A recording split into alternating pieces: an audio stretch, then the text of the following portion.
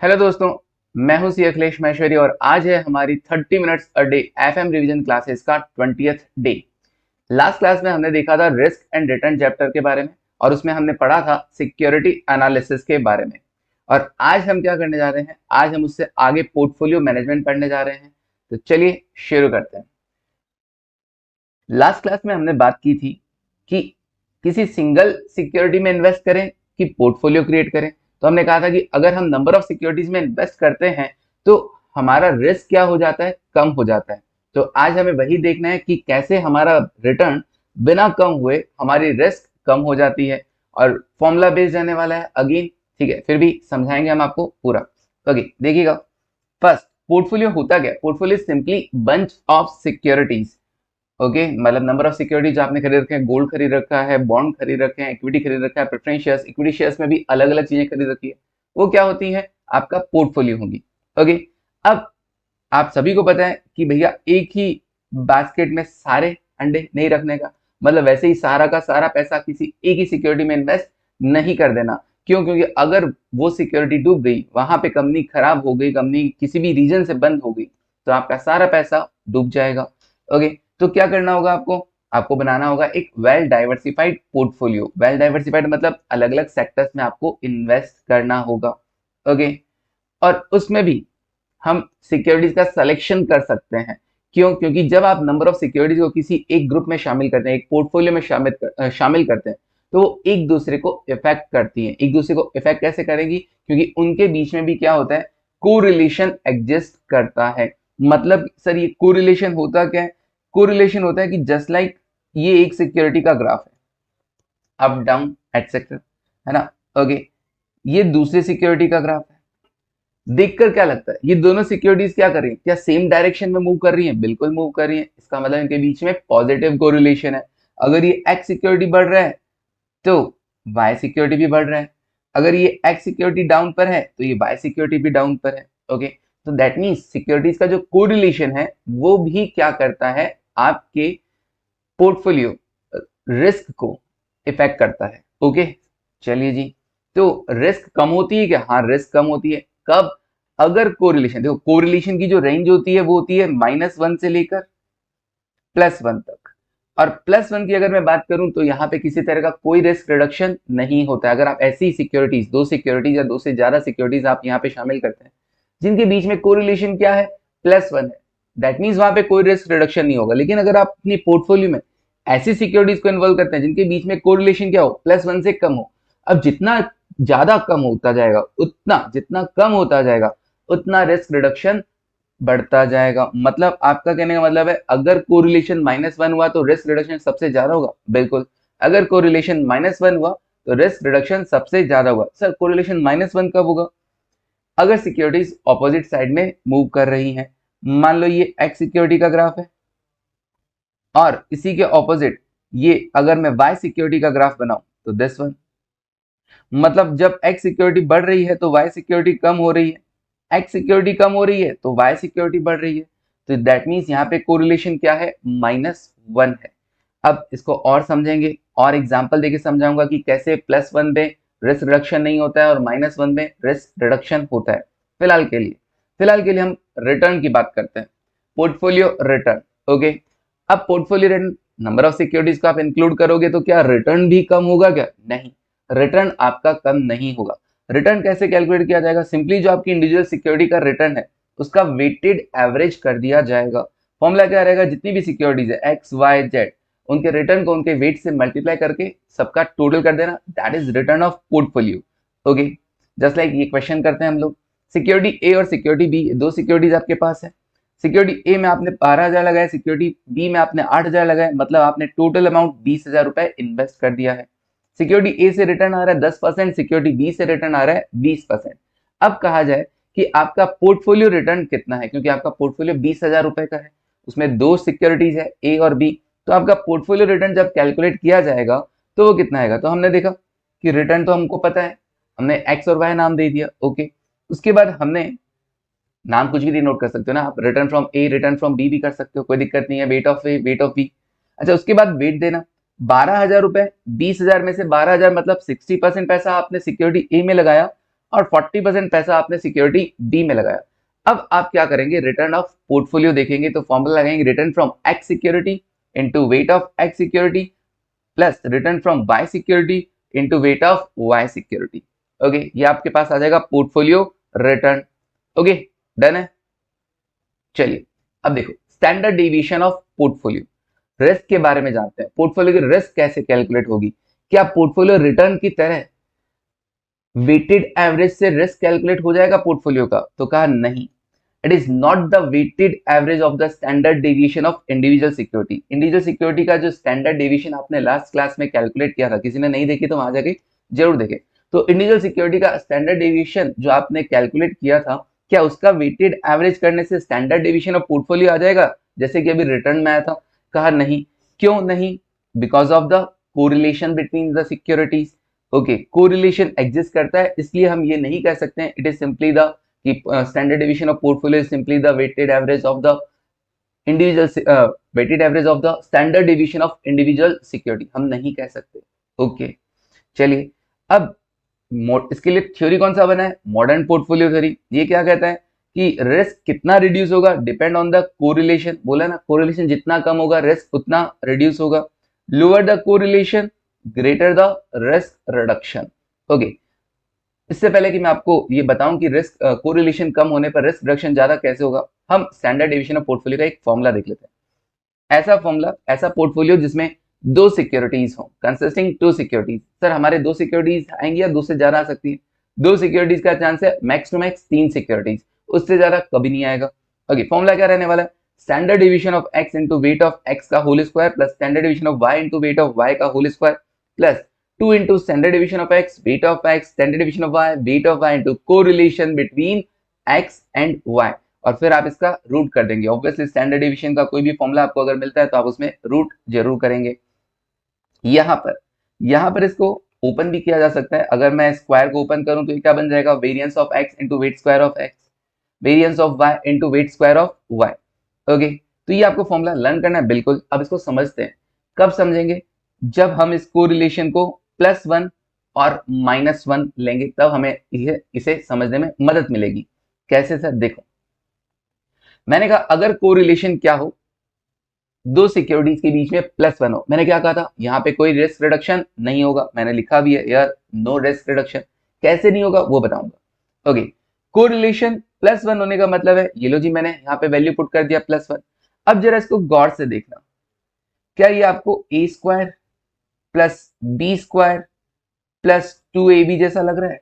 Okay, बचपन में पढ़ते थे a square plus B square plus 2ab, that is a plus B का होल स्क्वायर। तो मैंने इसको शॉर्ट में कन्वर्ट किया। क्या a क्या है सर? a है standard division of x into weight of x, b क्या है? Standard division of y into weight of y। Now तो ये फॉर्मूला क्या बन गया? Standard division of x into weight of x plus standard division of y into weight of y का whole square और then root.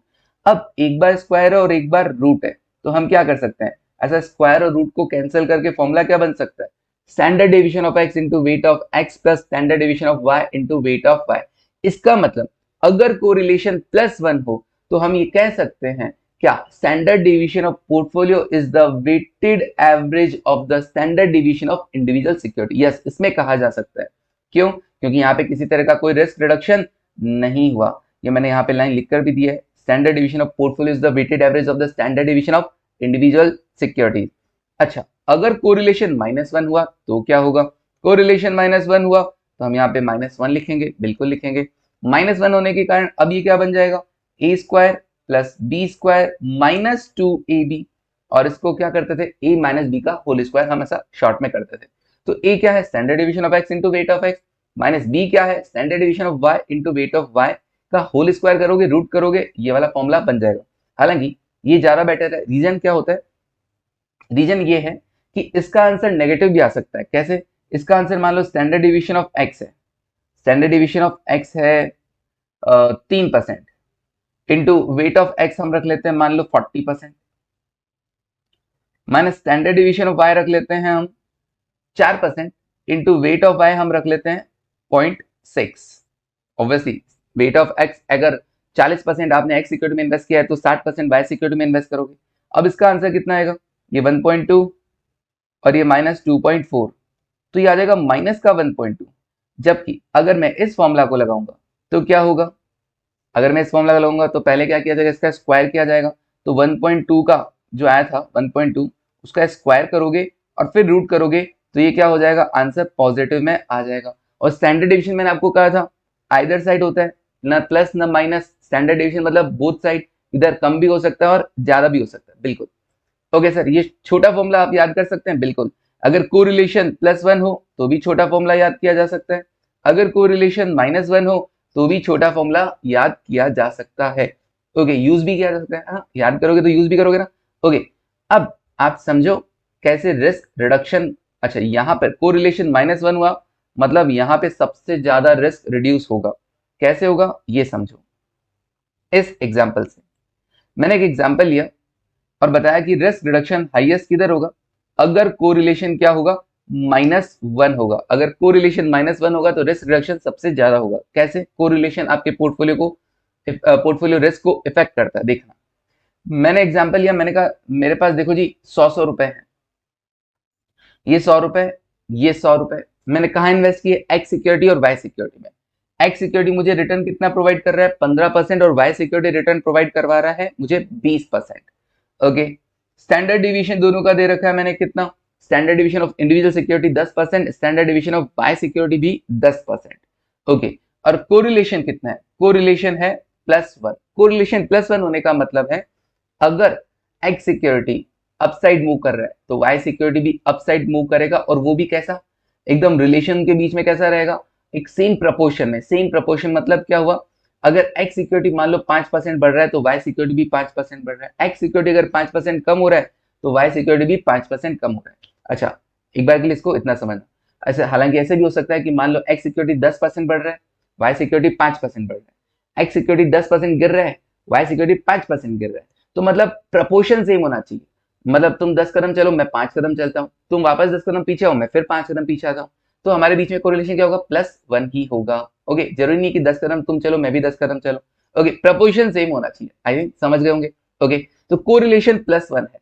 अब देखो यहां पर अगर मैं बात करूं कि मैंने पैसा बराबर बराबर लगाया 100 रुपए, तो मेरा रिटर्न कितना रहेगा पोर्टफोलियो का, मेरा रिटर्न रहेगा पोर्टफोलियो का, सिंपली वेटेड एवरेज कर लो, 15 into 0.5 plus 20 into 0.5, that is total मेरा रिटर्न कितना, 35। वेटेड एवरेज करूंगा तो आधा आ जाएगा। ओके, चलिए, तो ये 15 + 20 मैंने क्या कर दिया यहाँ पे, सिंपली रिटर्न को ऐड कर दिया है यहाँ पर। ओके, फिर मैंने क्या किया, हाँ अच्छा, वेटेड एवरेज करूंगा तो क्या करूंगा, आधा आधा कर लूंगा, ठीक है, अपने आप एक बार समझ लेना। फिर उसके बाद आधा हो जाएगा, उसमें कोई प्रॉब्लम नहीं है। अब उसके बाद मैंने कहा सिंपली समझाने के लिए, मैंने कहा देखो यहाँ पे रिटर्न जो डेविएट हो सकता है वो कितना हो सकता है। मैंने यहाँ पे 15 कमाया, यहाँ पे 20 कमाया, टोटल 35 रुपए मैंने कमा लिए। ओके, अब यहाँ पर 10% मूव कर सकता है, 100 रुपए का 10% मतलब आप 15 की जगह 25 कमा सकते हो, और यहाँ पे वाई सिक्योरिटी में 20 की जगह 30 कमा सकते हो। तो उस केस में आपका टोटल रिटर्न रहेगा 55 रुपए।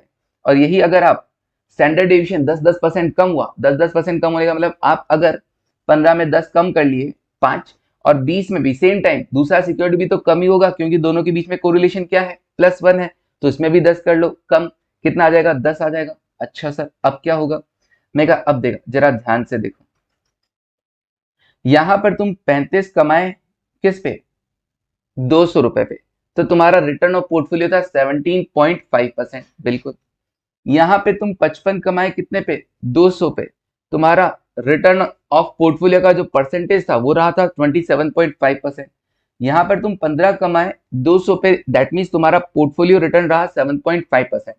अब जरा पोर्टफोलियो का स्टैंडर्ड डेविएशन देखो, पोर्टफोलियो का स्टैंडर्ड डेविएशन कितना, एक्सपेक्टेड तो हमने 17.5 था ना, यहां से 10% बढ़ भी सकता है और यहाँ पे 10% कम भी हो सकता है, मतलब 17.5 से 10% बढ़ के 27.5 भी हो सकता है और कम होके 7.5 भी हो सकता है। मतलब स्टैंडर्ड डिवीजन ऑफ पोर्टफोलियो कितना रहा, 10% ही रहा, और सिक्योरिटी का स्टैंडर्ड डिवीजन भी कितना था, 10% ही था। इसका मतलब आपने पोर्टफोलियो क्रिएट किया लेकिन आपकी रिस्क रिड्यूस नहीं हुई, आपकी रिस्क अभी भी 10% ही है।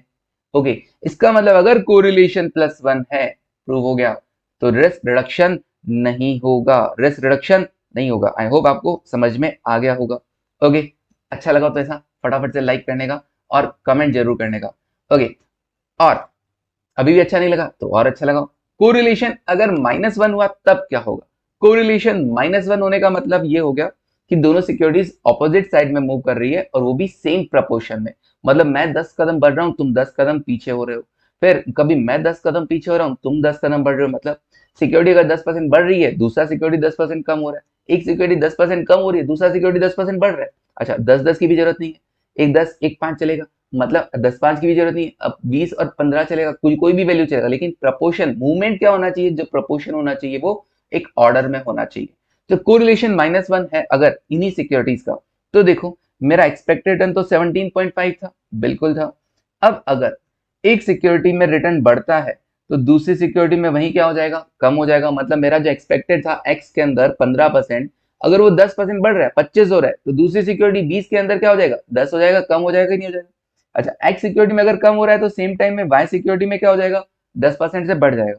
तो ऐसा करने पर मेरा टोटल रिटर्न 35 रहा और मेरा पोर्टफोलियो रिटर्न 17.5% रहेगा। तो मतलब क्या रहने वाला है? मतलब ये रहने वाला है कि मेरा पोर्टफोलियो रिटर्न कितना था? 17.5%। कितना था? 17.5%।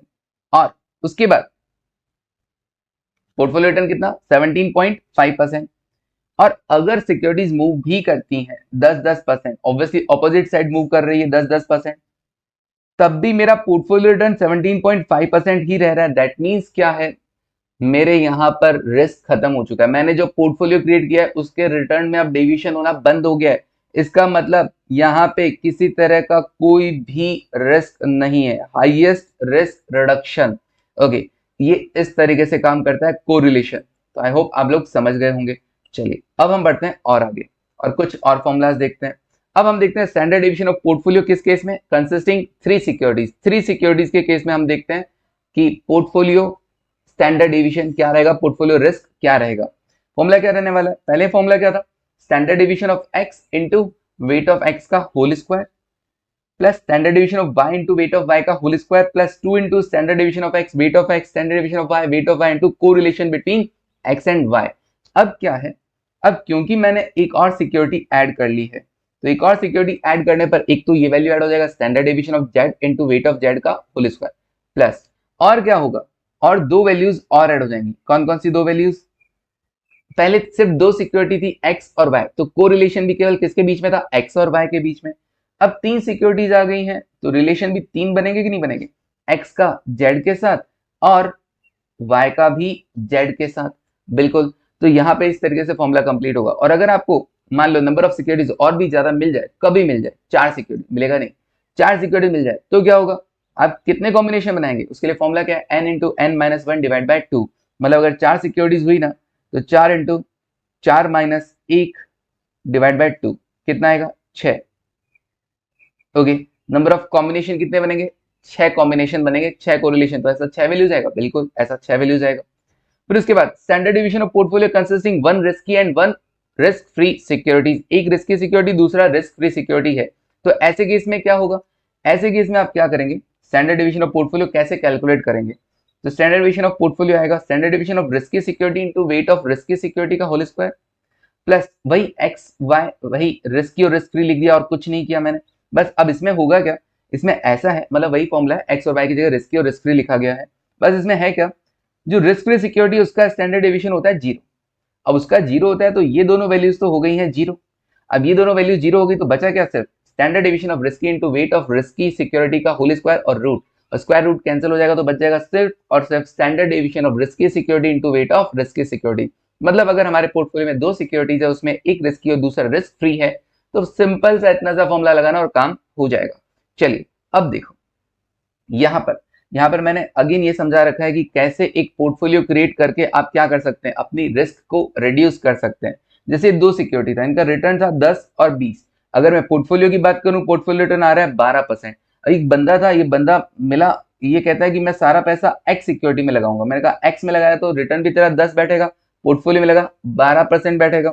लेकिन इसने कहा भैया अगर पोर्टफोलियो बनाऊंगा सिक्योरिटी वाई के अंदर तो सिक्योरिटी वाई की रिटर्न तो ज्यादा मिलेगा, no doubt, but security Y की जो रिस्क है वो भी तो 15% की जगह 30% है, तो मेरा पोर्टफोलियो रिस्क बढ़ जाएगा। मैंने कहा टेंशन ना ले, तुम मेरे कहने पर सिक्योरिटी एक्स में 80% लगा तुमको लगाना है 100% लगा के 80% लगा, और 20% मेरे कहने पे सिक्योरिटी वाई में लगा, क्योंकि मुझे पता था कि कोरिलेशन क्या है, जीरो है, correlation between the security zero, और कोरिलेशन +1 से जितना कम होगा रिस्क रिडक्शन उतना ज्यादा होगा। ओके, तो कोरिलेशन जीरो था, मैंने उसको बताया और उसने ऐसा ही किया। अब देखो उसका स्टैंडर्ड डेविएशन ऑफ पोर्टफोलियो कितना है, 13.42। कहा वो सिक्योरिटी एक्स में लगा के रिस्क 15% रखता और रिटर्न सिर्फ 10%, अभी उसका रिटर्न 12% हो गया है और रिस्क कम होकर 13.42% हो गया है। ये है पोर्टफोलियो बनाने का पावर। ओके, चलिए अब देखो यहां पर कोरिलेशन बताया था -1 से लेकर +1 तक है, दो वेरिएबल्स के बीच में जो रिलेशन है that is the correlation. Positive भी हो सकता है, that is move in the same direction, और नेगेटिव भी हो सकता है, दैट मींस ऑपोजिट डायरेक्शन में मूव कर रहे हो। जीरो कोरिलेशन मतलब उनके बीच में कोई कोरिलेशन नहीं है। ना कोरिलेशन कैलकुलेट करने का भी कोई फॉर्मूला होता है? बिल्कुल होता है ना। क्या होगा, covariance between x and y divide by standard division of x into standard division of y. Standard division of x और स्टैंडर्ड डिवीजन ऑफ वाई आप लास्ट क्लास में कैलकुलेट कर चुके हो। सिंगल सिक्योरिटीज का स्टैंडर्ड डिवीजन। कोवेरियंस कैसे calculate होगा, जरा ये देखो। कोवेरियंस का फॉर्मूला होता है x minus x bar into y minus y bar into probability, और दूसरा क्या होगा, अगर प्रोबेबिलिटी ना हो तो sigma x minus x bar into y minus y bar divide by n. Covariance मतलब एक सिक्योरिटीज का वेरिएशन इंटू दूसरे सिक्योरिटी का वेरिएशन। याद रखना, ये x का x बार से वेरिएशन और y का y बार से वेरिएशन को जब मल्टीप्लाई कर दिया जाता है that is the covariance between the security. ये हमें क्या बताता है, ये हमें ज्यादा कुछ नहीं बताता, सिर्फ और सिर्फ हमें डायरेक्शन बताता है।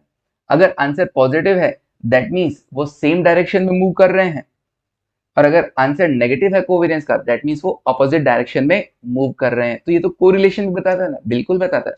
कोरिलेशन भी आंसर अगर प्लस में आएगा तो वो सेम डायरेक्शन में मूव कर रहा है, कोरिलेशन माइनस में आएगा मतलब वो अपोजिट डायरेक्शन में मूव कर रहा है। अरे कोवेरियंस का आंसर पॉजिटिव आएगा तभी तो कोरिलेशन का आंसर पॉजिटिव आएगा, और कोवेरियंस का आंसर अगर नेगेटिव आएगा तभी तो कोरिलेशन का आंसर नेगेटिव आएगा। इसका मतलब कोवेरियंस केवल डायरेक्शन के बारे में बताता है, और कोरिलेशन हमें बताता है कि दो सिक्योरिटीज आपस में किस एक्सटेंट तक रिलेटेड है। ओके, और ये फॉर्मूला कौन सा लिखा, अरे वो कोरिलेशन वाले फॉर्मूला को ही शफल करके मैंने कोवेरियंस का फॉर्मूला लिख दिया, कभी कभी काम आ जाता है।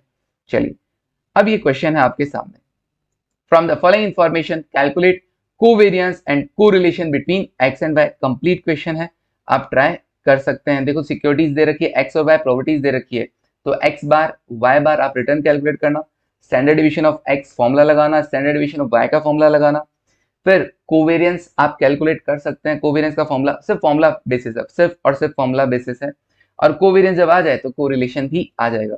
ऐसे ही यहाँ पे दूसरा मैंने एग्जांपल लिया जिसमें आपको प्रोबेबिलिटीज गिवन नहीं था, कोई बात नहीं जी, फॉर्मूला बदल जाएंगे, divide by n divide by n divide by n हो जाएगा सबके अंदर, और उसके बाद आप कोवेरियंस कैलकुलेट करके देन कोरिलेशन कैलकुलेट कर देना, हो गया डन। उसके बाद अब हम आते हैं बीटा पे। बीटा क्या होता है sir, beta is an indicator of systematic risk. हालांकि बीटा तुमको मैं पहले भी पढ़ा चुका हूं, हम सीएपीएम वगैरह सारा देख चुके हैं ना, कॉस्ट ऑफ कैपिटल के अंदर भी हम बीटा देख चुके हैं। सो बीटा क्या होता है, beta is indicator of investment systematic risk. Beta क्या होता है, इन्वेस्टमेंट सिस्टमेटिक रिस्क। मतलब दो तरह की रिस्क होती है देखो मार्केट में, एक तो होती है सिस्टमेटिक और दूसरी होती है अनसिस्टमेटिक। सिस्टमेटिक मतलब inflation, government policy, interest rate, जो सब पर पूरी कंपनीज पर एक साथ आती है। अनसिस्टमेटिक मतलब उस कंपनी के अंदर प्रॉब्लम है, मैनेजमेंट खराब है, डेट बर्डन है, ये हो गई अनसिस्टमेटिक रिस्क। अच्छा, सिस्टमेटिक रिस्क जो है सब पर है, उस रिस्क को आप एलिमिनेट नहीं कर सकते, लेकिन जो अनसिस्टमेटिक रिस्क है उसे आप क्या कर सकते हो सर, उस रिस्क को डाइवर्सिफाइड किया जा सकता है। कैसे, मतलब आपने किसी एक सिक्योरिटी में पैसा लगाया, अगर वो उसमें प्रॉब्लम है कोई बात नहीं, आपने बाकी सिक्योरिटी में भी तो पैसा लगा रखा है, तो आप अनसिस्टमेटिक रिस्क से तो बच सकते हैं, लेकिन सिस्टमेटिक रिस्क तो सब पर है ना। इन्फ्लेशन का इफेक्ट सब पर है, पेट्रोल प्राइसेस का इफेक्ट सब पर है, इंटरेस्ट रेट का इफेक्ट सब पर है। ओके, तो आप इससे बच नहीं सकते। तो सर ये बीटा किसको डिनोट करता है, बीटा बताता है सिस्टमेटिक रिस्क को बताता है। ओके, हम पहले भी देख चुके हैं बीटा 2 टाइम्स होने का मतलब क्या है, किसी एक बीटा 2 टाइम्स मतलब देखो मार्केट का बीटा होता है हमेशा पर, और मार्केट के ही एस्पेक्ट में हम कंपेयर करते हैं। किसी सिक्योरिटी का बीटा 2 टाइम्स होने का मतलब है कि मार्केट से वो 2 टाइम्स रिस्की है। ओके, रिस्क फ्री सिक्योरिटी का बीटा 0 होता है, बिल्कुल। बीटा का formula covariance between security and market, यहाँ पे दो सिक्योरिटी नहीं, एक सिक्योरिटी और दूसरा मार्केट, तो covariance between security and market divide bye variance of market. इसका एक और फॉर्मूला आपको याद करना होता है, correlation between security and market into standard deviation of security divide by standard deviation of market. ये फॉर्मूला बना कैसे, ये मैंने यहाँ पे बता रखा है। ओके, एक सिक्योरिटी जिसका बीटा 1 से ज्यादा होगा एग्रेसिव कहलाएगा, जिसका 1 से कम होगा डिफेंसिव कहलाएगा, जिसका 1 होगा वो न्यूट्रल सिक्योरिटी कहलाएगा। अगेन वही सेम क्वेश्चन दे रखा है और इस बार बीटा कैलकुलेट करने को बोल रखा है। तो वही पहले मार्केट रिटर्न, फिर सिक्योरिटी का एवरेज रिटर्न, फिर वेरिएंस ऑफ मार्केट हमने कैलकुलेट कर दिया। मतलब जो जो जो रिक्वायर्ड होती है मुझे चीजें वो मैं कैलकुलेट कर लेता हूँ। Covariance between security in market and then covariance between security in market divide by variance of market. Now beta of portfolio की अगर हम बात करें तो बीटा ऑफ पोर्टफोलियो का होता है it is simply the weighted average of the beta of individual security. तो जो भी होगा इंडिविजुअल सिक्योरिटीज का बीटा उसको वेटेड एवरेज कर दिया जाएगा। अच्छा, सबका वेट बराबर है तो सबके सिक्योरिटीज के बीटा को ऐड करके आप डिवाइड बाय एन भी कर सकते हैं, कोई दिक्कत नहीं है। ओके डन है। चलिए अब भी अपनी तरफ से कंप्लीट है ये वाला चीज। ओके ये इतना इंपॉर्टेंट भी नहीं है ये लास्ट वाला पार्ट कि सिस्टमेटिक रिस्क और अनसिस्टमेटिक रिस्क को कैलकुलेट किया जाए। चलिए तो ये आपका रिस्क एंड रिटर्न कंप्लीट हुआ। तो आई होप आप लोगों को अच्छा लगा हो। तो अच्छा लगा हो तो फटाफट से लाइक कर देना, कमेंट कर देना और दूसरे लोगों के साथ, अपने दोस्तों के साथ, वेल विशर के साथ शेयर भी कर लेना। Thank you, take care and bye.